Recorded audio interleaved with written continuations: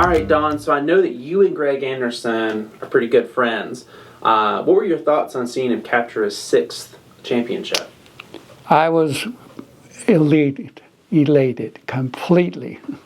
Now, anyway, yeah, people know that we're good friends, and I guess I relate to Greg more than anything because Greg has been in drag racing long enough that he can remember some of the things from way back, when I was really heavily involved in drag racing. And so I can tell you this, it was one of those overnight successes that only took about 40 years,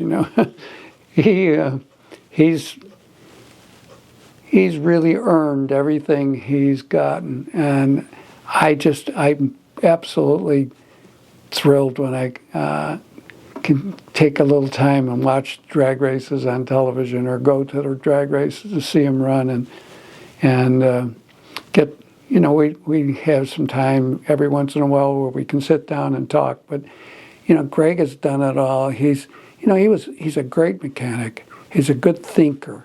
He really, really concentrates on trying to be the best driver out there. It's not one of those things where he just takes everything for granted because, in fact, you can't in drag racing. Everything is now. There's never another lap coming, you know what I mean? It's one of those deals where either you perform every time or you're not involved. You load your stuff up on the trailer and go home and think about next weekend.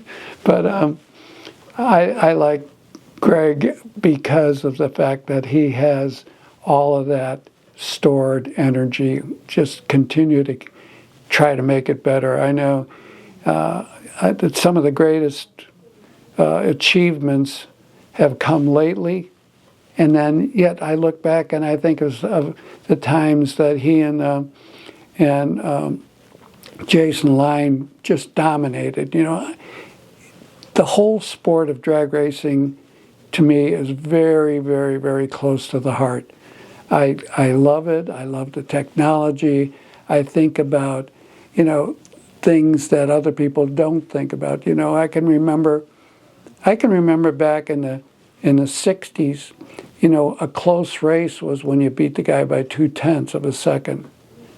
Now it's 200 thousandths of a second. It's so incredibly competitive, and of all the classes in drag racing that a person could take and pick up on and attempt to compete in, the hardest class to compete in has got to be the pro stock class. So,